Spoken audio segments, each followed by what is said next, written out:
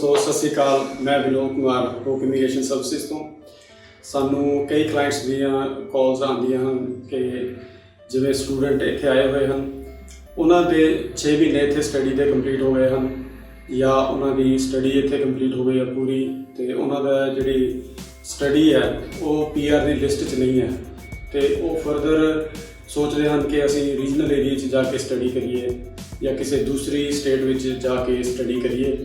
ਅਤੇ ਅੱਜ ਦਾ ਇਹ ਵੀਡੀਓ ਜਿਹੜਾ ਅਸੀਂ ਬਣਾਇਆ, ਇਹ ਅਸੀਂ ਉਸੇ ਚੀਜ਼ ਨੂੰ ਡਿਸਕਸ ਕਰਨ ਵਾਸਤੇ ਬਣਾਇਆ ਹੈ ਕਿ ਇਹਨਾਂ ਸਟੂਡੈਂਟਸ ਨੂੰ ਜੇ ਉਹ ਸਟੇਟ ਚੇਂਜ ਕਰਦੇ ਹਨ ਜਾਂ ਏਰੀਆ ਚੇਂਜ ਕਰਦੇ ਹਨ ਤਾਂ ਇਹਨਾਂ ਨੂੰ ਕੀ ਆਪਸ਼ਨਸ ਹੋਰ ਮਿਲਦੀਆਂ ਹਨ ਜਾਂ ਇਹਨਾਂ ਦੇ ਹੋਰ ਕਿਹੜੇ ਜਿਹੜੇ ਵੀਜ਼ੇ ਇਹ ਲੌਂਚ ਕਰ ਸਕਦੇ ਹਨ। ਸੋ ਸਭ ਤੋਂ ਪਹਿਲਾਂ ਜੇ ਅਸੀਂ ਗੱਲ ਕਰੀਏ ਕਿ 2 ਸਾਲ ਦੀ ਸਟੱਡੀ ਰੀਜਨਲ ਏਰੀਏ ਵਿੱਚ, ਜੇ ਤੁਸੀਂ 2 ਸਾਲ ਦੀ ਸਟੱਡੀ ਰੀਜਨਲ ਏਰੀਏ ਵਿੱਚ ਕਰਦੇ ਹੋ ਤਾਂ ਤੁਹਾਨੂੰ 5 extra point department of home affairs ਵੱਲੋਂ ਮਿਲਦੇ ਹਨ, ਜਿਹੜੇ ਕਿ ਸਬ ਕਲਾਸ 189, 190 ਜਾਂ 491 ਵਿੱਚ ਕਾਊਂਟ ਹੁੰਦੇ ਹਨ। ਤਾਂ ਇਹਦਾ ਕੀ ਬੈਨੀਫਿਟ ਹੈ ਕਿ ਤੁਹਾਨੂੰ ਐਡਵਾਂਟੇਜ ਇਹ ਹੈ ਕਿ ਜੇ ਕੋਈ ਸਟੂਡੈਂਟ ਜਿਹੜਾ ਸਿਡਨੀ ਵਿੱਚ ਪੜ੍ਹਿਆ ਹੈ ਉਹਦੇ 5 ਪੁਆਇੰਟ ਤੁਹਾਡੇ ਨਾਲ ਘੱਟ ਹੈ ਤਾਂ ਤੁਹਾਨੂੰ ਉੱਥੇ ਜਾ ਕੇ ਸਟੱਡੀ ਦਾ ਇਹ ਐਡਵਾਂਟੇਜ ਹੋ ਜਾਂਦਾ, ਤੁਹਾਡੇ 5 ਪੁਆਇੰਟ ਤੁਹਾਨੂੰ ਜ਼ਿਆਦਾ ਮਿਲਣਗੇ ਜੇ ਤੁਸੀਂ ਰੀਜਨਲ ਏਰੀਆ 'ਚ ਸਟੱਡੀ ਕਰੋਗੇ। ਇਹਨਾਂ ਵਿੱਚ ਸਕਿੱਲਡ ਕੈਟਾਗਰੀ ਦੇ 189, 190 ਅਤੇ 491। ਅਤੇ ਦੂਸਰਾ ਜੇ ਅਸੀਂ ਗੱਲ ਕਰੀਏ ਕਿ ਸਬ ਕਲਾਸ 485 ਟੈਂਪਰੇਰੀ ਗ੍ਰੈਜੂਏਟ ਵੀਜ਼ਾ ਜਾਂ ਅਸੀਂ ਜਿਹਨੂੰ PR ਵੀ ਕਹਿੰਦੇ ਹਾਂ, ਜੇ ਤੁਸੀਂ ਜਿਵੇਂ ਕਿ ਪਿੱਛੇ ਰੀਸੈਂਟ ਜਿਹੜੇ ਚੇਂਜਿਸ ਹੋਏ ਉਹਦੇ ਵਿੱਚ ਡਿਪਾਰਟਮੈਂਟ ਨੇ ਕਿਹਾ ਕਿ ਜੇ ਤੁਸੀਂ ਬੈਚਲਰ ਜਾਂ ਮਾਸਟਰ ਡਿਗਰੀ ਤੁਸੀਂ ਰੀਜਨਲ ਏਰੀਏ ਵਿੱਚ ਜਾ ਕੇ ਕਰਦੇ ਹੋ ਤਾਂ ਤੁਹਾਨੂੰ ਅਪ ਟੂ 4 ਇਅਰਸ 4 ਸਾਲ ਤੱਕ ਦਾ ਵੀਜ਼ਾ ਮਿਲ ਸਕਦਾ ਹੈ। ਤਾਂ ਉਹਦੇ ਵਿੱਚ ਉਹਨਾਂ ਨੇ ਏਰੀਆਜ਼ ਨੂੰ ਡਿਫਾਈਨ ਕੀਤਾ, ਕੈਟਾਗਰੀ 2 ਏਰੀਆਜ਼, ਕੈਟਾਗਰੀ 3, ਜਿਵੇਂ ਕਿ ਕੈਟਾਗਰੀ 2 'ਚ ਆ ਜਾਂਦੇ ਆ cities and major regional centres of Perth, Adelaide, Gold Coast, Sunshine Coast, Canberra, Newcastle, Wollongong, Geelong, Hobart. ਅਤੇ ਜੇ ਤੁਸੀਂ ਇਹਨਾਂ ਕੈਟਾਗਰੀ 2 ਦੇ ਏਰੀਏ ਵਿੱਚ ਜੇ ਤੁਸੀਂ ਸਟੱਡੀ ਕਰਦੇ ਆ ਤਾਂ ਤੁਹਾਨੂੰ ਨਾਰਮਲੀ ਜਿੱਦਾਂ 2 ਸਾਲ ਦਾ ਤੁਹਾਨੂੰ PR ਮਿਲਦੀ ਹੈ ਤਾਂ ਤੁਹਾਨੂੰ ਉੱਥੇ 3 ਸਾਲ ਦੀ PR ਮਿਲ ਸਕਦੀ ਹੈ। ਸੋ ਕਰਨਾ ਕੀ ਹੈ, ਤੁਸੀਂ ਬੈਚਲਰ ਜਾਂ ਮਾਸਟਰ ਡਿਗਰੀ ਕੈਟਾਗਰੀ 2 ਏਰੀਏ 'ਚ ਜੇ ਕਰਦੇ ਹੋ ਤਾਂ ਤੁਹਾਨੂੰ 3 ਸਾਲ ਤੱਕ ਦੀ PR ਮਿਲ ਸਕਦੀ ਹੈ। ਇਹ ਜਿਹੜੀ PR ਹੈ ਇਹ 2021 ਤੋਂ ਸ਼ੁਰੂ ਹੋਏਗੀ ਅਤੇ ਇਹਦੇ ਵਿੱਚ ਪਹਿਲਾਂ ਤੁਹਾਨੂੰ ਜਿੱਦਾਂ 2 ਸਾਲ ਦਾ ਵੀਜ਼ਾ ਮਿਲੇਗਾ ਅਤੇ ਕਹਿ ਰਹੇ ਹਨ ਕਿ ਉਸ ਤੋਂ ਬਾਅਦ ਵੀ ਤੁਹਾਨੂੰ ਦੁਬਾਰਾ ਐਕਸਟੈਂਡ ਕਰਨਾ ਪਏਗਾ। ਸੋ ਉਸ ਤੋਂ ਬਾਅਦ ਸੈਕਿੰਡ ਕੈਟਾਗਰੀ ਹੈ, ਉਹਦੇ ਵਿੱਚ ਜਿਹਨੂੰ ਕਿ ਕੈਟਾਗਰੀ 3 ਦਾ ਨਾਮ ਦਿੱਤਾ ਗਿਆ, ਉਹਦੇ ਵਿੱਚ ਉਹਨੂੰ ਕਹਿੰਦੇ regional centres and other regional areas. ਇਹ ਜਿਹੜੇ ਕੈਟਾਗਰੀਜ਼ ਨੇ ਇਹਨਾਂ ਨੇ ਪੋਸਟ ਕੋਡ ਆਲਰੇਡੀ ਡਿਫਾਈਨ ਕੀਤੇ ਹੈ। ਸੋ ਇਹ ਜਿਹੜੇ ਪੋਸਟ ਕੋਡ ਅਸੀਂ ਆਪਣੀ ਵੀਡੀਓ ਦੇ ਥੱਲੇ ਪਾ ਦਾਂਗੇ ਇਹਦਾ ਲਿੰਕ, ਅਤੇ ਤੁਸੀਂ ਉਹ ਪੋਸਟ ਕੋਡਸ ਦੇਖ ਸਕਦੇ ਹੋ ਕਿ ਉਹ ਕੈਟਾਗਰੀ 2 ਦੇ ਅੰਡਰ ਏਰੀਆ ਆਉਂਦਾ ਜਾਂ ਕੈਟਾਗਰੀ 3 ਦੇ ਏਰੀਆ ਦਾ।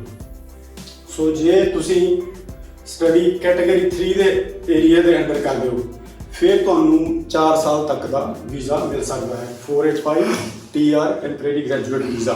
ਸੋ ਬੈਚਲਰ ਮਾਸਟਰ ਕੀਤੀ ਕੈਟਾਗਰੀ 3 ਦੇ ਰੀਜਨਲ ਏਰੀਆ ਵਿੱਚ ਤਾਂ ਤੁਹਾਨੂੰ 4 ਸਾਲ ਤੱਕ ਦਾ TR ਮਿਲ ਸਕਦੀ ਹੈ ਅਤੇ ਇਸ TR ਦੇ ਦੌਰਾਨ ਤੁਹਾਨੂੰ ਫੁੱਲ ਟਾਈਮ ਵਰਕ ਰਾਈਟਸ ਹੁੰਦੇ ਹਨ। ਸੋ ਜਿੱਦਾਂ ਤੁਸੀਂ ਸਟੱਡੀ ਕਰਦੇ ਪਏ ਹੋ, ਤੁਸੀਂ ਕਿਸੇ ਇੰਪਲੋਇਰ ਨਾਲ ਕੰਮ ਕਰਦੇ ਪਏ ਹੋ, ਜੇ ਉਹ ਫਰਦਰ ਤੁਹਾਨੂੰ ਕੰਟੀਨਿਊ ਇੰਪਲੋਇਮੈਂਟ ਦਿੰਦਾ ਹੈ ਅਤੇ ਤੁਸੀਂ ਅੱਗੇ ਜਿਹੜੀਆਂ ਹੋਰ ਕੈਟਾਗਰੀਜ਼ ਨੇ ਉਹਨਾਂ ਦੀ ਆਪਸ਼ਨ ਤੁਹਾਡੇ ਲਈ ਖੁੱਲ੍ਹ ਜਾਂਦੀ ਹੈ। ਤਾਂ ਉਹਦੇ ਵਿੱਚ ਇਹ ਕੀ ਹੈ ਕਿ ਜਿਹੜਾ ਤੁਹਾਨੂੰ ਵਰਕ ਐਕਸਪੀਰੀਅੰਸ ਉਹਦੇ ਦੌਰਾਨ ਮਿਲ ਰਿਹਾ ਹੈ, ਸਟੱਡੀ ਦੇ ਦੌਰਾਨ ਜਾਂ ਉਸ ਤੋਂ ਬਾਅਦ TR ਦੇ ਦੌਰਾਨ, 485 ਦੇ ਦੌਰਾਨ, ਤਾਂ ਤੁਸੀਂ ਇੰਪਲੋਇਰ ਸਪੌਂਸਰਡ ਵੀਜ਼ਾ ਲੌਂਚ ਕਰ ਸਕਦੇ ਹੋ। ਜਿਹੜੇ ਇੰਪਲੋਇਰ ਸਪੌਂਸਰਡ ਵੀਜ਼ਾ ਉਹਨਾਂ ਦੀ ਵੀ ਅੱਗੇ ਕੈਟਾਗਰੀਜ਼ ਆ, 482 ਹੈ, ਸਬ ਕਲਾਸ 482, ਜਿਹਨੂੰ ਪਹਿਲਾਂ 457 ਵੀਜ਼ਾ ਕਿਹਾ ਜਾਂਦਾ ਹੈ। ਉਹਦੇ ਵਿੱਚ ਜੇ ਤੁਹਾਡੇ ਕੋਲ 2 ਸਾਲ ਦਾ ਵਰਕ ਐਕਸਪੀਰੀਅੰਸ ਹੈ ਤਾਂ ਤੁਸੀਂ ਸਬ ਕਲਾਸ 482 ਲਾਉਣ ਲਈ ਐਲੀਜੀਬਲ ਹੋ ਸਕਦੇ ਹੋ। ਉਸ ਤੋਂ ਬਾਅਦ ਜੇ ਅਸੀਂ ਗੱਲ ਕਰੀਏ ਸਬ ਕਲਾਸ 494, ਜੇ ਤੁਹਾਡੇ ਕੋਲ 3 ਸਾਲ ਦਾ ਵਰਕ ਐਕਸਪੀਰੀਅੰਸ ਹੋ ਜਾਂਦਾ ਫਿਰ ਤੁਸੀਂ 494 ਵੀਜ਼ਾ ਲਾ ਸਕਦੇ ਹੋ। 494 ਪਹਿਲਾਂ RSMS ਹੁੰਦਾ ਸੀ, ਹੁਣ ਇਹਨੂੰ 494 ਕਰਤਾ। ਪਹਿਲਾਂ PR ਹੁੰਦੀ ਸੀ, ਹੁਣ ਇਹ ਇੱਕ ਤਰ੍ਹਾਂ ਦੀ TR ਹੈ, ਤੁਹਾਨੂੰ 5 ਸਾਲ ਦਾ ਵੀਜ਼ਾ ਮਿਲਦਾ, ਫਿਰ ਤੁਸੀਂ 3 ਸਾਲ ਬਾਅਦ PR ਲੌਂਚ ਕਰਦੇ ਹੋ। ਅਤੇ ਉਸ ਤੋਂ ਬਾਅਦ 186 ਇਹ ਵੀ ਇੰਪਲੋਇਡ ਸਪੌਂਸਰ ਵੀਜ਼ਾ, 3 ਸਾਲ ਦਾ ਵਰਕ ਐਕਸਪੀਰੀਅੰਸ ਹੋਵੇ ਫਿਰ ਤੁਸੀਂ 186 ਇੰਪਲੋਇਡ ਸਪੌਂਸਰ ਵੀਜ਼ਾ ਲੌਂਚ ਕਰ ਸਕਦੇ ਹੋ, ਜਿਹੜਾ ਕਿ PR ਹੈ, ਪਰਮਾਨੈਂਟ ਰੈਜ਼ੀਡੈਂਸੀ। 482 ਵੀ ਤੁਹਾਨੂੰ PR ਵੱਲ ਲੈ ਕੇ ਜਾਂਦੀ ਹੈ ਤੇ ਤੁਸੀਂ 186 ਲੌਂਚ ਕਰਦੇ ਹੋ 3 ਸਾਲ ਦੇ ਵਰਕ ਐਕਸਪੀਰੀਅੰਸ ਤੋਂ ਬਾਅਦ, ਇੰਪਲੋਇਰ ਨਾਲ ਕੰਮ ਕਰਨ ਤੋਂ ਬਾਅਦ ਤੁਸੀਂ 186 3 ਸਾਲ ਤੋਂ ਬਾਅਦ ਲੌਂਚ ਕਰ ਸਕਦੇ ਹੋ। ਉਸ ਤੋਂ ਬਾਅਦ ਹੋਰ ਕੁਝ ਸਟੇਟਸ ਨੇ ਜਾਂ ਟੈਰੀਟਰੀਜ਼ ਨੇ ਇੱਕ ਡਾਮਾ ਕੱਢਿਆ ਸੀ ਜਿਹੜਾ ਕਿ ਹੁਣ ਵੀ ਹੈ। ਉਹਦੇ ਵਿੱਚ ਇਹ ਆ ਕਿ ਉਹਦੇ ਵਿੱਚ ਜਿਹੜੇ ਆਕੂਪੇਸ਼ਨਸ ਇਹਨਾਂ ਨਾਲੋਂ ਜ਼ਿਆਦਾ ਨੇ, ਇਹਨਾਂ ਦੀ ਆਪਣੀਆਂ ਸਕਿੱਲ ਆਕੂਪੇਸ਼ਨ ਲਿਸਟ ਨੇ, ਤੁਹਾਡੀ ਆਕੂਪੇਸ਼ਨ ਇਹਨਾਂ ਦੀ ਲਿਸਟ ਵਿੱਚ ਵੀ ਹੋਣੀ ਚਾਹੀਦੀ ਹੈ। ਪਰ ਜਿਹੜੇ ਡਾਮਾ ਇਹਨਾਂ ਨੇ ਕੱਢਿਆ ਸੀ ਉਹਨਾਂ ਨੇ ਪ੍ਰਮੋਟ ਕਰਨ ਨੂੰ ਕਿ ਹੋਰ ਵਰਕਰ ਸਾਡੀਆਂ ਸਟੇਟਸ 'ਚ ਆਉਣ ਜਾਂ ਰੀਜਨਲ ਏਰੀਆ 'ਚ ਆ ਕੇ ਕੰਮ ਕਰਨ, ਉਹਦੇ ਵਿੱਚ ਇਹਨਾਂ ਨੇ ਹੋਰ ਆਕੂਪੇਸ਼ਨਸ ਪਾਤੀਆਂ ਸੀ ਤੇ ਨਾਲੇ ਉਹਨਾਂ ਨੇ ਕੁਝ ਕੰਸੈਸ਼ਨ ਵੀ ਦਿੱਤੇ ਸੀ, ਸੈਲਰੀ ਦੇ ਕੰਸੈਸ਼ਨ, ਕੋਈ ਇੰਗਲਿਸ਼ ਦੇ ਲੈਂਗੁਏਜ ਦੇ ਕੰਸੈਸ਼ਨ।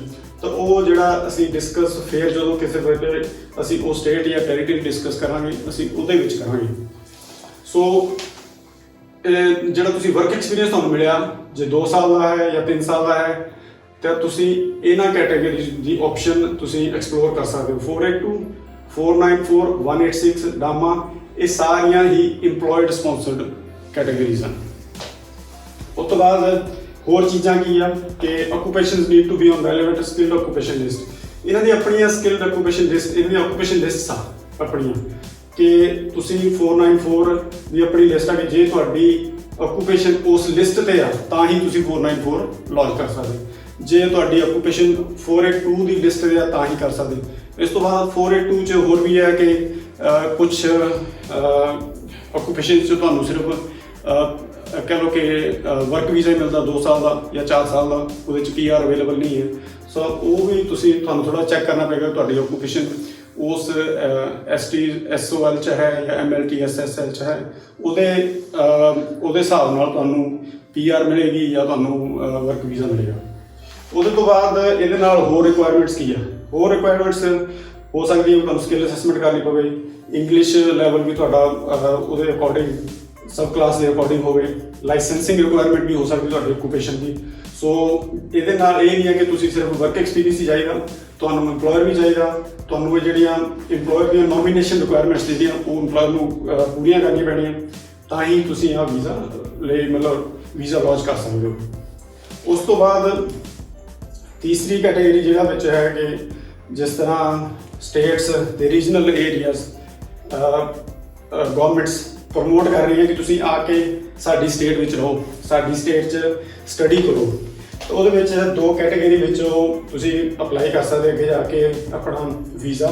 ਸਰਪਲਸ 190 ਜਿਹੜਾ ਕਿ ਸਕਿੱਲ ਨੋਮੀਨੇਟਡ ਵੀਜ਼ਾ, ਇਹ PR ਹੈ, ਇਹ ਤੁਹਾਨੂੰ ਸਾਰਿਆਂ ਨੂੰ ਪਤਾ ਹੈ ਸਟੇਟ ਸਪਾਂਸਰਸ਼ਿਪ ਜਿਹਨੂੰ ਕਹਿੰਦੇ ਆ, ਜਾਂ 491 skilled work regional 5 years visa. ਇਹਦੇ ਵਿੱਚ ਇਹ ਹੈ ਕਿ 491 'ਚ ਤੁਹਾਨੂੰ 5 ਸਾਲ ਦਾ ਵੀਜ਼ਾ ਮਿਲਦਾ, ਤੁਸੀਂ ਬਾਅਦ ਚੋਂ 3 ਸਾਲ ਬਾਅਦ ਤੁਸੀਂ PR ਅਪਲਾਈ ਕਰ ਸਕਦੇ ਹੋ। ਸੋ ਜੇ ਅਸੀਂ ਓਵਰਆਲ ਗੱਲ ਕਰੀਏ ਜਿਹੜਾ ਅਸੀਂ ਅੱਜ ਡਿਸਕਸ ਕੀਤਾ ਕਿ ਤੁਸੀਂ ਕਿਸੇ ਰੀਜਨਲ ਏਰੀਆ 'ਚ ਜਾ ਕੇ ਸਟੱਡੀ ਕਰਨਾ ਚਾਹੁੰਦੇ ਹੋ ਤਾਂ ਤੁਹਾਨੂੰ ਕੀ ਬੈਨੀਫਿਟ ਹੋ ਸਕਦਾ, ਤੁਹਾਡੀ ਕਿਹੜੀਆਂ ਆਪਸ਼ਨਸ ਖੁੱਲ੍ਹ ਜਾਂਦੀਆਂ, ਤਾਂ ਉਹਦੇ ਵਿੱਚ ਪਹਿਲਾ ਕਿ ਤੁਹਾਨੂੰ 5 ਪੁਆਇੰਟ ਮਿਲਦੇ ਐਕਸਟਰਾ ਪੁਆਇੰਟ 189, 190, 491 'ਚ। ਫਿਰ ਸਬ ਕਲਾਸ 485 ਤੁਸੀਂ ਲੌਂਚ ਕਰਦੇ, ਵਰਕ ਐਕਸਪੀਰੀਅੰਸ ਮਿਲਦਾ, ਫਿਰ ਤੁਸੀਂ 482, 494, 186 ਜਾਂ ਡਾਮਾ ਦੇ ਲੌਂਚ ਕਰ ਸਕਦੇ, ਵੀਜ਼ੇ ਲੌਂਚ ਕਰ ਸਕਦੇ ਹੋ। ਉਸ ਤੋਂ ਬਾਅਦ ਰੀਜਨਲ ਏਰੀਆ 'ਚ ਸਟੱਡੀ ਕਰੋ ਤਾਂ 190 ਜਾਂ 491 ਵੀਜ਼ਾ ਤੁਹਾਨੂੰ ਮਿਲ ਸਕਦਾ। ਤੋ ਦੋਸਤੋ ਜੇ ਤੁਹਾਨੂੰ ਇਹਨਾਂ ਬਾਰੇ ਕੁਝ ਵੀ ਜਾਣਕਾਰੀ ਚਾਹੀਦੀ ਹੋਵੇ, ਇਨਫੋਰਮੇਸ਼ਨ ਚਾਹੀਦੀ ਹੋਵੇ, ਤੁਸੀਂ ਸਾਡੇ ਵੀਡੀਓ ਤੇ ਦਿੱਤੇ ਨੰਬਰ ਤੇ ਕੰਟੈਕਟ ਕਰ ਸਕਦੇ ਹੋ। ਇਸ ਤੋਂ ਪਹਿਲਾਂ ਸੁਖਜਿੰਦਰ ਜੀ ਨੇ ਵੀ ਕਾਫੀ ਵੀਡੀਓਜ਼ ਪਾਏ ਹੋਏ ਹਨ ਸਟੇਟ ਸਪਾਂਸਰਸ਼ਿਪ ਬਾਰੇ, ਤੁਸੀਂ ਉਹਨਾਂ ਨੂੰ ਵੀ ਦੇਖ ਸਕਦੇ ਹੋ, ਉਹ ਵੀ ਕਾਫੀ ਹੈਲਪਫੁਲ ਨੇ, ਕਾਫੀ ਨੌਲੇਜ ਮਿਲੇਗੀ ਤੁਹਾਨੂੰ ਉਹਨਾਂ ਨੂੰ ਦੇਖ ਕੇ। ਸੋ ਅੱਜ ਦਾ ਵੀਡੀਓ ਅਸੀਂ ਇੱਥੇ ਖਤਮ ਕਰਦੇ ਹਾਂ। ਸਤਿ ਸ਼੍ਰੀ ਅਕਾਲ, ਥੈਂਕ ਯੂ।